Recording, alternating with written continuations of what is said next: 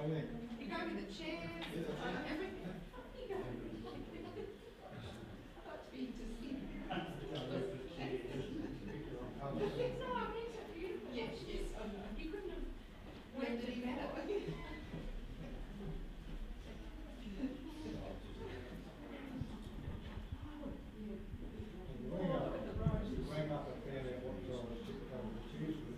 Yes, that's right. You said that. Funeral service.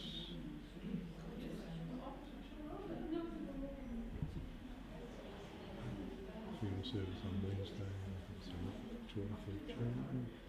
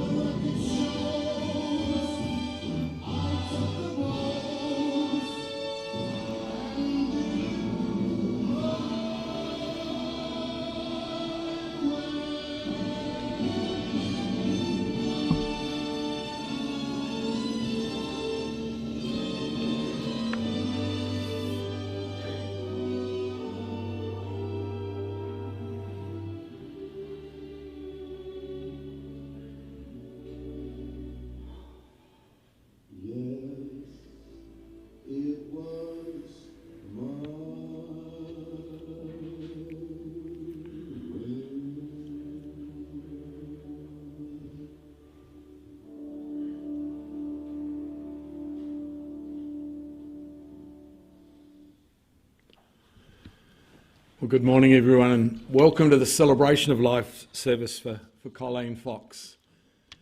For those who don't know me, my name is Lou Saunders, and it is a privilege. It is an honour to be able to conduct this service here today. This is one of those services where I actually knew Colleen. And that's what makes it a little bit more difficult for me as well, because here's a vibrant lady, a lady so full of life, so full of passion for anything she put her hand to. Taken too soon, gone too quickly. And here we are today to honour her life, to celebrate all those things she impacted our community and beyond with. And family, we stand with you today during your tragic loss. We know it's hard for you, but we're here with you to support you. This is what this is about, not just to say goodbye to Mum, but to support you during this sad time. So I do sincerely thank you all on behalf of the boys for coming and their families.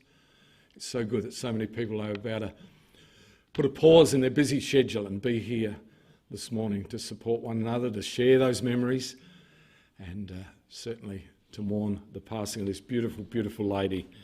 And so much pink around the room. It's good. Should be so proud of you all. If I could ask if you wouldn't mind just checking your mobile phones for me, please, just to make sure they're off, but if they do need to be on, just on silent mode, would be appreciated. Thank you. And at the close of the service, the family has requested that we only have the immediate family at the graveside committal, but there's a beautiful, beautiful spread of food here, as you can imagine.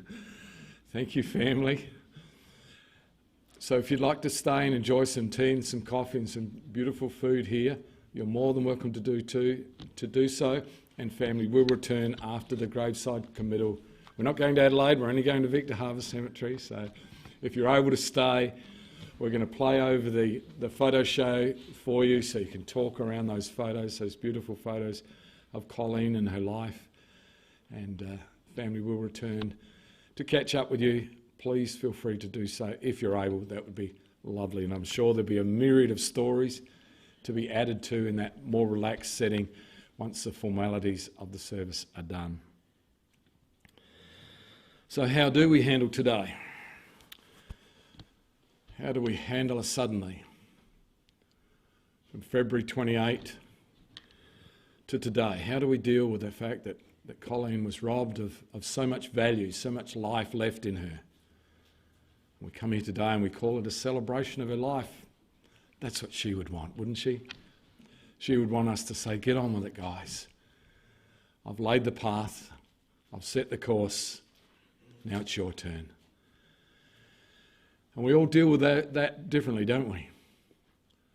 From the gladness that her suffering didn't take her too long, that her end was reasonably soon, to the fact that she is gone. How do we deal with that when a photograph comes up and it reminds you of that day? A story is told of that particular event and your heartstrings just go, oh, I miss those days. I miss those times. But Colleen would like us to laugh at the funny stories. She would understand that through the laughter comes tears. She would understand that sometimes in the midst of laughter, there'll be a choke of emotion that you certainly are going to miss her. Friends and family, this is a safe place to grieve, to mourn, and to celebrate Colleen's life. So before I invite Daniel up to share a little bit about Mum's life that she very, very cleverly dot pointed for the boys, just to make sure they captured most of their life, I think it was, Daniel. This beautiful poem, it's called Think of Me Today. When you think of me today, I hope I make you smile. I hope the memories you have of me will last a long, long while. I hope you remember happy things while you reminisce today. Please hold on to those happy thoughts and remember me that way. Each one of you has touched my life, and I hope I've done so too. Throughout the years we've shared together, I've grown to love each one of you. So would you smile for me today, for the happy times we shared, the times you brightened up my world, and the loving way you cared. And if you're feeling sad today, remember that it's okay. And if a tear falls from your eye, remember this is not goodbye. I think they're beautiful words that Colleen would speak to all your hearts today as we say our farewells. Daniel, if you wouldn't mind now coming up, that would be great. Thank you so much. Water there if you need it. Thank you, Daniel.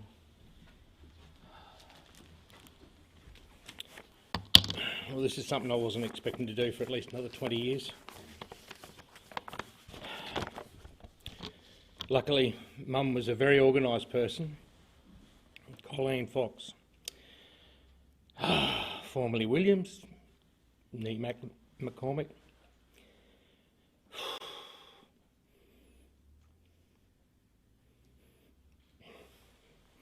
Daughter of Annie Graham, Daniel William McCormick, BEM, younger sister to Helen.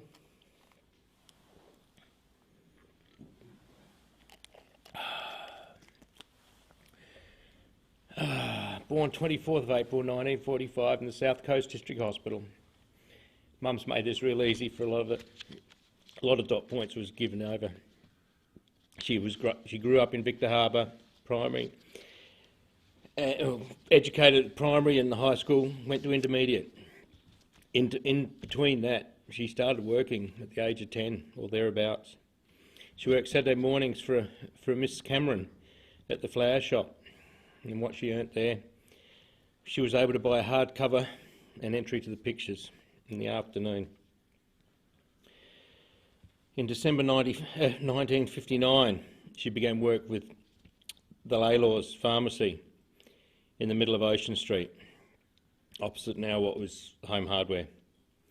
She worked as a shop assistant, but was to train to do bookkeeping when Lenore Nesbitt, nee Green, left to have her family. She had a pink uniform. Surprising, that. Learnt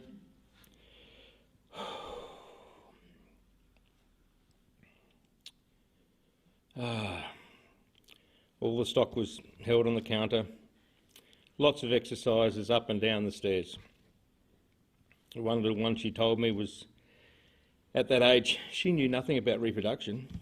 So the first time she was asked for Durex, she looked for sticky tape. Ladies' personal requirements, and gents, for that matter, had to be found and taken and wrapped in the outside, away from customers. While still 14, Owen Williams employed her as an usherette at the local cinema. She worked up to 6 nights a week, Saturday matinees, as well as working at the pharmacy and later at the ANZ. Again, a pink blouse and navy skirt. Pattern starting, really. 1960, she started at the age of 15 with the ANZ Bank. Learned how to use ledger machines. Bruce Dent from Port Elliot was a ledger supervisor. And Reg Cope was the manager and Bill Parker was the accountant. No ladies at those days were allowed at the counter. Exchanges between banks took place in the commercial bank down the street, so she got to get outside the bank twice a day. In 1963, she was one of 2 ladies chosen from South Australia to go to Melbourne to train on these new things called computers. And she recalls a story of the night she was travelling to Melbourne was the night that JFK was assassinated. And she woke in the morning on the train to hear the word assassination and having no idea who or why. It was scary for her. But luckily Uncle Brian was there to meet her from the train and took her to the Toorak YMCA. And matron nearly had a heart attack there because no men were allowed past the foyer when he offered to take her case upstairs.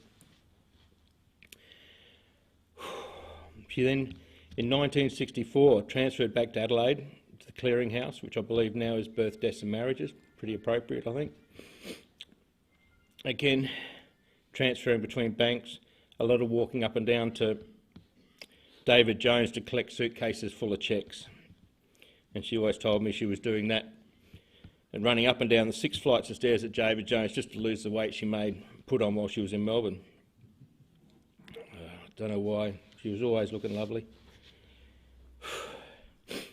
She then had to leave the bank for reasons, I suppose. You know, she did marry Dad, Robert, in 1964. In 65, she took a part-time job at Gold Sachs in Victor Harbour. She trained alongside Vicky Goldsack to be a beautician, and they passed. And she says, you know, it was a surprise to some to know that she actually took care of herself in that way, but she did. She changed part-time bookkeeper to Dale Jenner, got to drive the cars that were inside the driveway at the time, anytime she needed to go out. In 1966, they left, Dad and Mum left for Darwin with a car and caravan. Their car broke down north of Cooper Pedy. Rob left her on the side of the road while he went back to Cooper Pedy and got a tow. They were towed back to Cooper Pedy, and two truck drivers, as she recalls, with fuel tanks for the RAF in Darwin, took pity on them. Jerry rigged an illegal tow bar on the back of their road train and towed the caravan through to Alice Springs, where they spent till November to get the car fixed. They got to Darwin finally. Mum was employed, went to the employment office. They weren't impressed that she could type, but they were very impressed that she could use the ledger machine. Where do you want to work? Well, she got a job at the ES&A Bank in Darwin, and that's where she met a lovely man called Dick Hall, now Samuel's godfather, who unfortunately can't be here today. She changed the customs and credit operation teller in 1967. She had a fall when she was pregnant with me, which might explain a few things. But, you know, it's one of those things. And then in 68, I was born. God help the rest of us. 1969, back in Victor. After a few years in Darwin, Dad and Mum bought a taxi service. Mum used to drive around with me in the front, spare set of nappies and a bag packed ready just in those last few weeks before Samuel came along. And Samuel, born February 1970, 2 to the family. In the 70s, Mum took over the bookwork when Dad bought the J&R furniture joinery business. She had a great time there. I understand she became a licensed builder, joiner, worked with Dad, loved to play on and work on the machines with him. There was trips for sailing, titles, and there was that trip for Darwin in 1974. There was dry, then flooding, and the infamous bush turkey spit roast. But that's a story for another time. In 1976, Long Pop Tobias, Henry Williams. And to this day, I still remember the story where when they announced the name to the doctor asked Tobias very quickly whether he wanted to go back or not. But hey, he's here and he's well loved. In 1978, Mum and Dad bought Corrambini, which is now Morgan Park Racetrack and facility. Dairying life, you know, was something new for both of them. And there was first of the big questions was, how do you tell the cows apart? The answer they got was, some are black, some are white, and some are white, and some are black. Mum thought it was stupid, but in time soon learnt that the cows were able to be known by name, by sight, and their habits. The next embarrassing moment for her was ringing Alan Brown to say she needed training on telling how the mating of the cows happened. And, you know, what they did for standing and when they were in season. So again, another learning curve.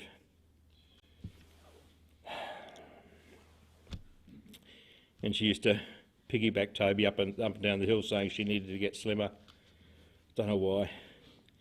Mum was a strong person. During time on the farm, dealt with drought, dog bites. Unfortunately, Toby was the receiving end of that. Mum drove him into Victor Hospital, cradled in her lap in the old Mercedes. And then there were snakes. Toby, you get in there all the time, don't you? One afternoon we hear a cry from Toby that there was a snake in the toilet. Don't be so bloody stupid, was the cry from the kitchen. Again, that insistent cry, there was a snake in the toilet.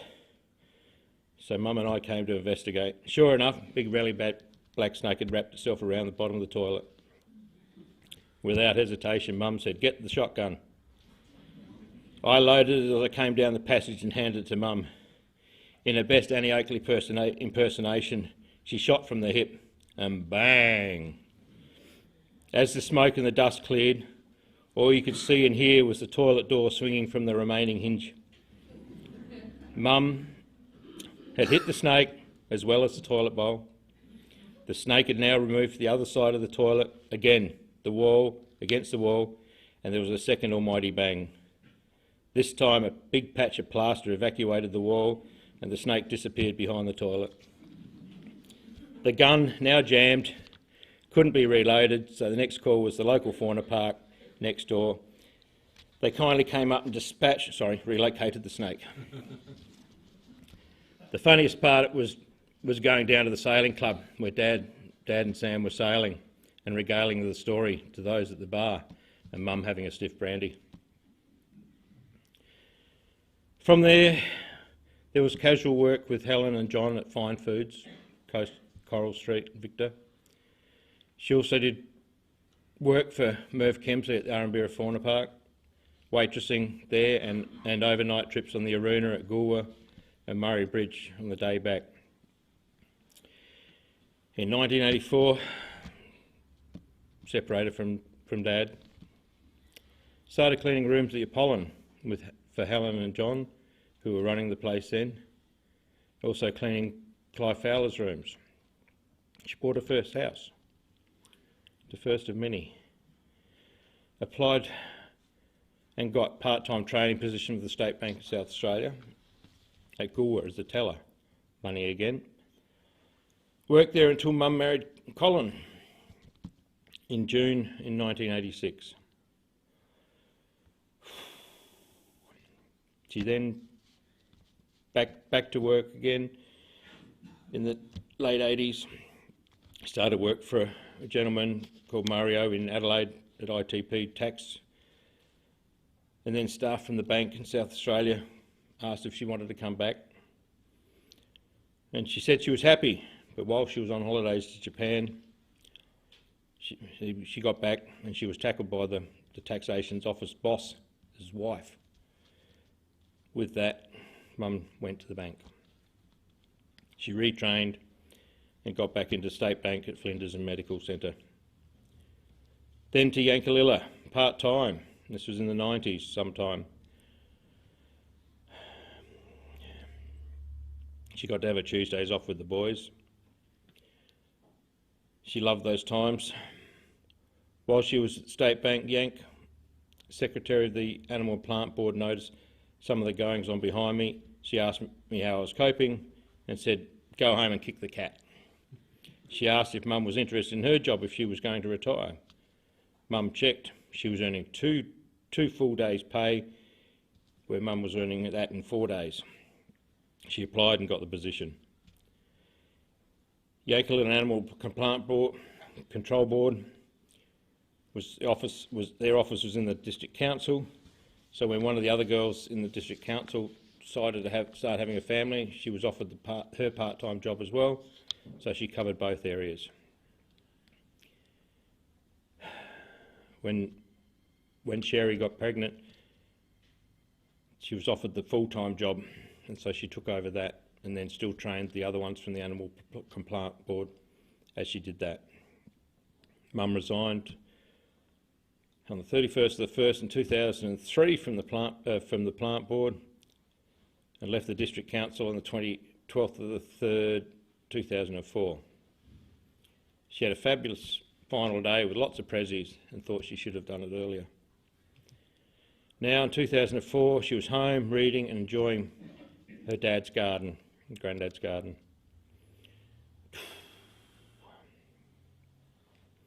2005, back to work part-time with Mario, and then this time she was treated like a queen.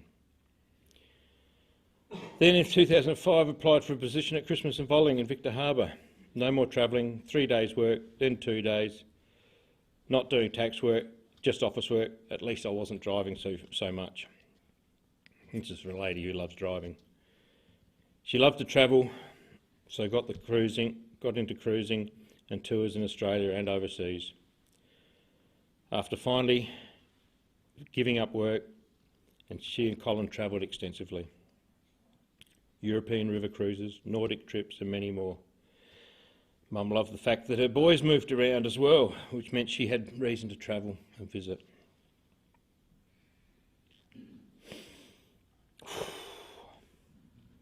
So her life has been busy, travelling, visiting.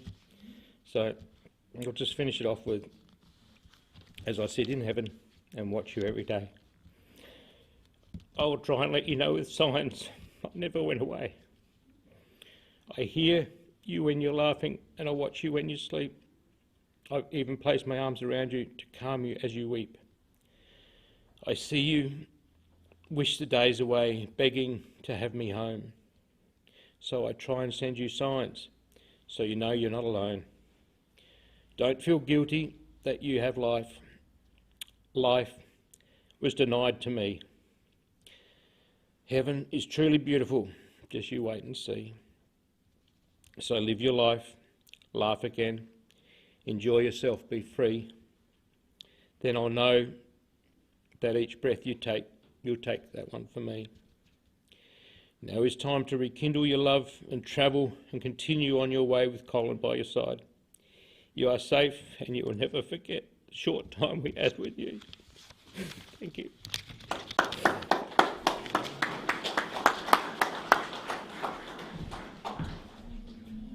Thank you, Daniel. Certainly not an easy job, but you did it well.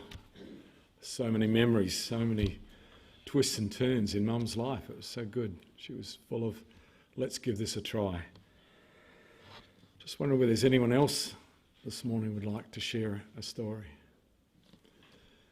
Any memories? All going to go shy on me, I know. Well done. Thank you.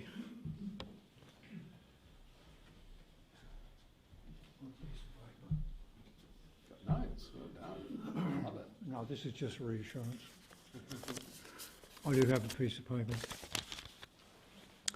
My name's Barry Jagger, and I seem to have known Colleen forever. I'm about 6 months older than she is. So I come here because I belonged to a group that went through high school from 1957 to 60, and we decided to have a reunion about, I don't know, 6 or 7 or 8 years ago, and asked Colleen to join the group. She was the heart and soul of the group, and were we lost without her? But to go back a little, in primary school she was one of those annoying people in plaits, called a girl. And then when we got to high school she was one of those terrifying people called a girl in a skirt. And then I lost sight of her for 50 years until the reunion came along. She was the person that collected the addresses, made a database, knew the details of people. On the days when we all got together, She was the person who thought about name tags and sticky tape and blue tack and photographs, all the details that went swoosh over my head. So she was the person who was the face at the door and greeted people in a, I think the word is inimitable way, right? She was the person who thought to bring the camera so she could take a photograph of people there. And she was the person who thought about what was going to happen next year, were we going to continue. So I'm here just to pay a tribute to Colleen and to tell the family she was a lovely lady and we wouldn't have survived without her. So thank you to them and to Colleen. I'll just finish by saying, she did allow us to make some important decisions. And I can remember being on holiday in the Barossa. I went to a winery at 10 o'clock in the morning and drank some of their fine plonk. Went to another winery at 10:30 and drank some of their fine plonk. And then was on the road and there was a phone call and Colleen phoned up and said, "I have a decision to make, Barry. Do you think we're going to have apple crumble or apricot slice for dessert when we have dinner?" So that was the decisions we were allowed to make. Anyhow, we're going to miss her. I won't miss her as much as the family, but we're definitely going to miss her. She was a great lady, even in pink. Thank you.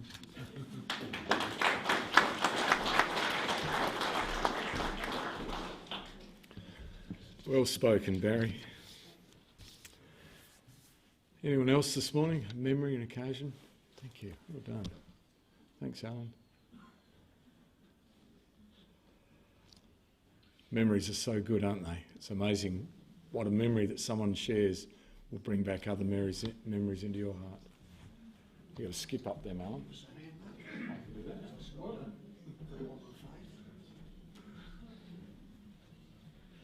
Good morning, friends. My name is Alan Field. I had the privilege back in the 1950s of being a young teacher at Victor Harbour High School. And my comments are following on somewhat from what Barry has just said.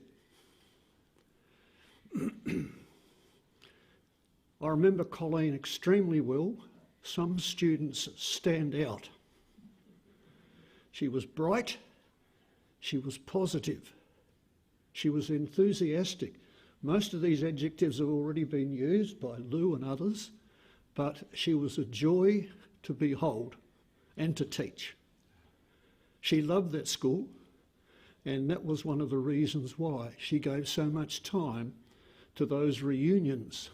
And I've had the pleasure of attending quite a number of those reunions in recent times. So Colleen, you will always be remembered very much by your fellow students and teachers because you gave so much to that school and to this community. Thank you.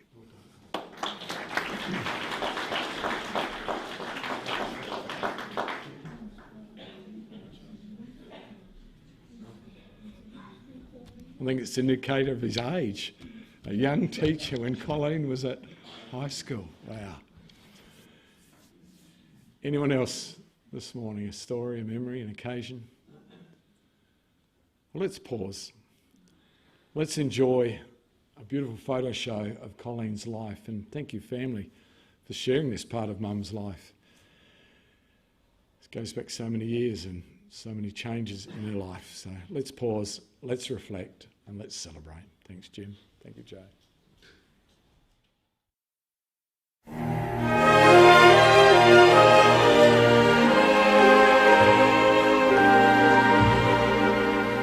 Smile, though your heart is aching. Smile, even though it's breaking. When there are clouds In the sky, you'll get by if you smile through your fear and sorrow.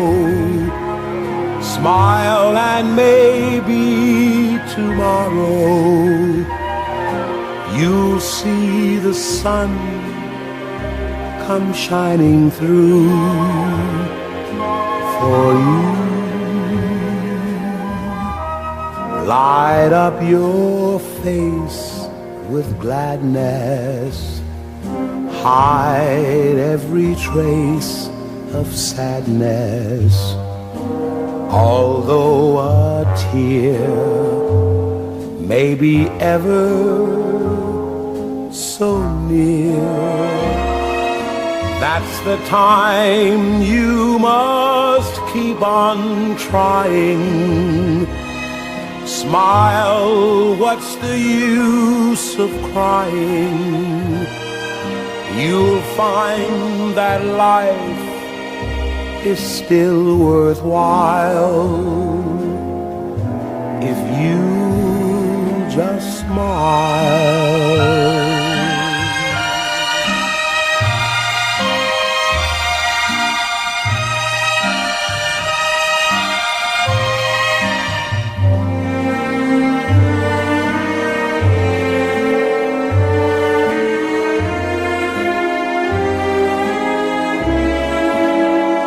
That's the time you must keep on trying. Smile, what's the use of crying? You'll find that life is still worthwhile if you just smile.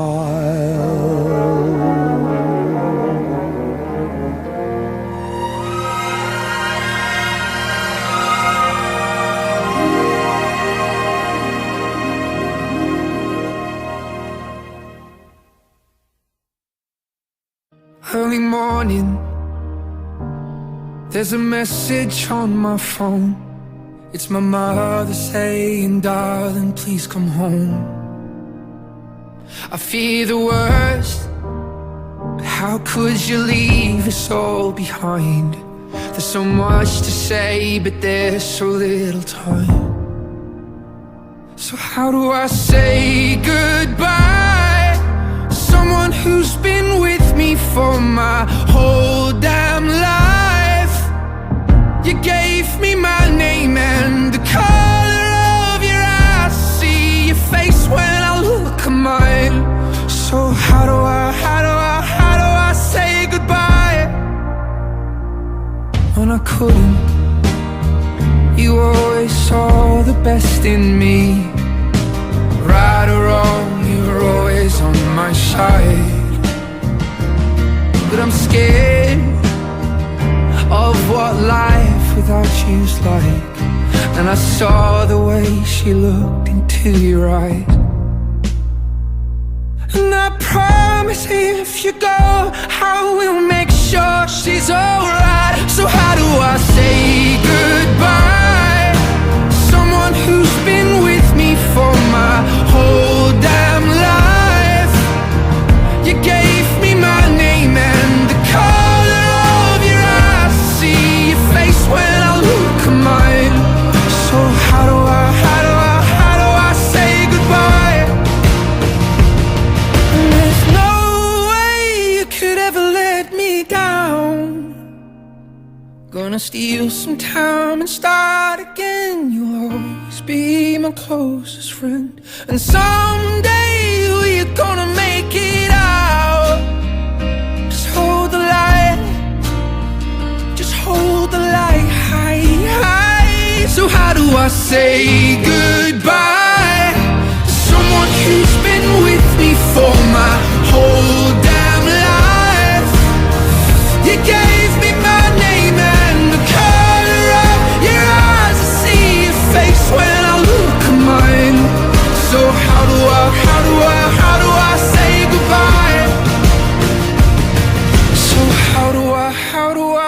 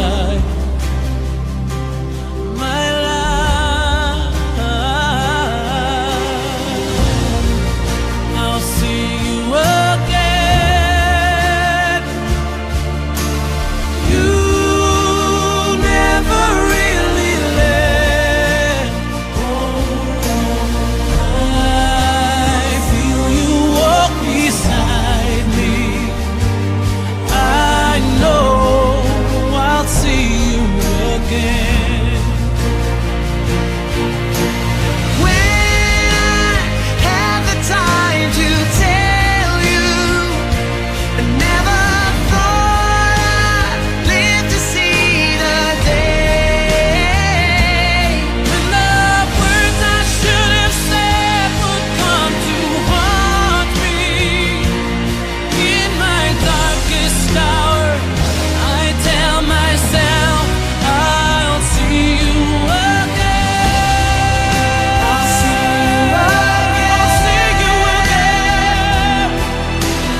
You never really left. Oh, no, no, no. I feel you walk beside me. I know I'll see you again. Someday I'll see you again. I'll see you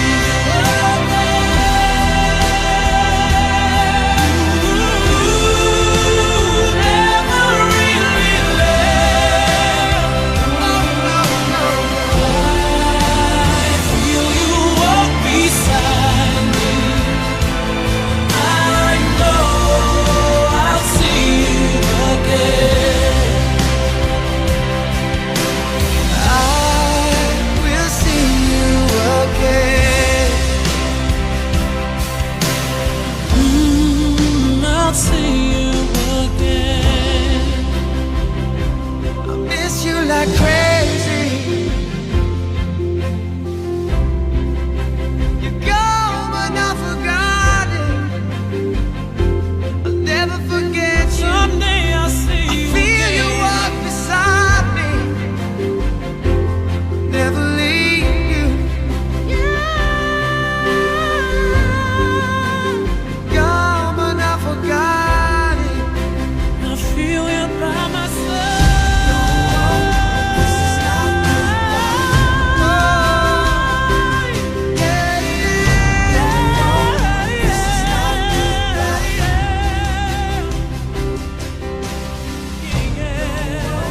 This is not goodbye. I feel you walk beside me. This is not goodbye.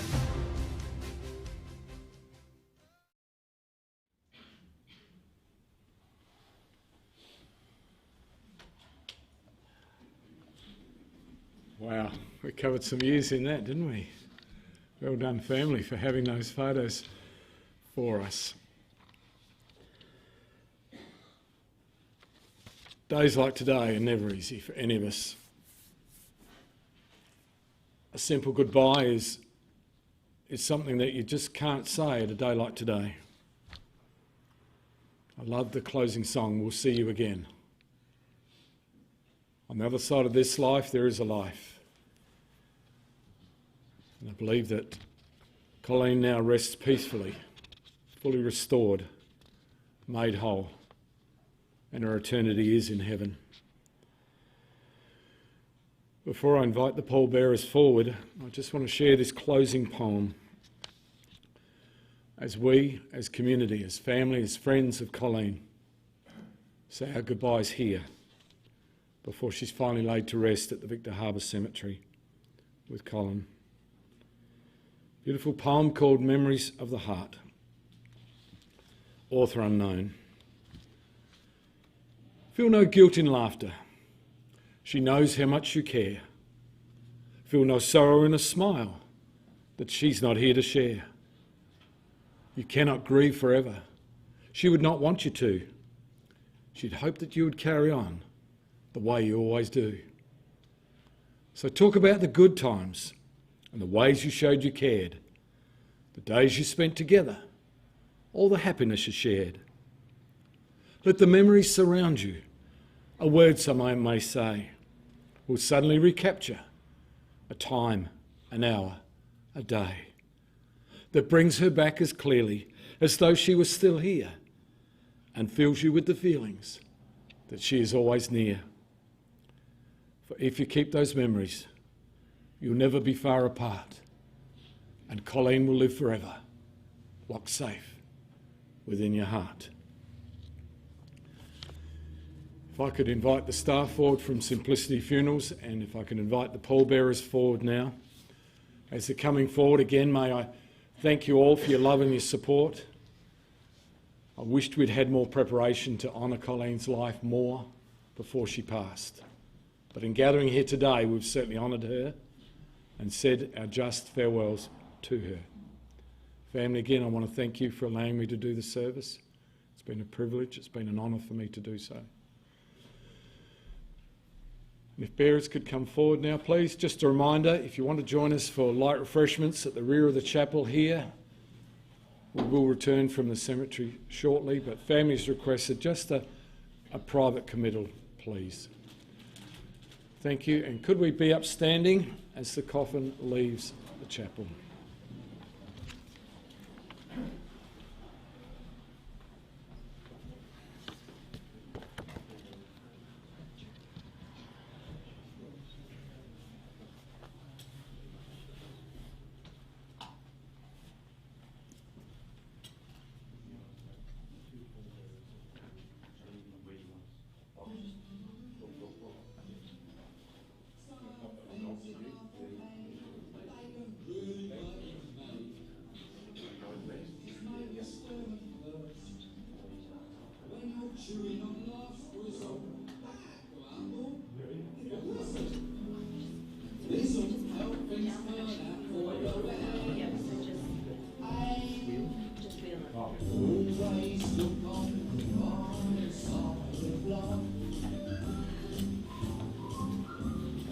Oh,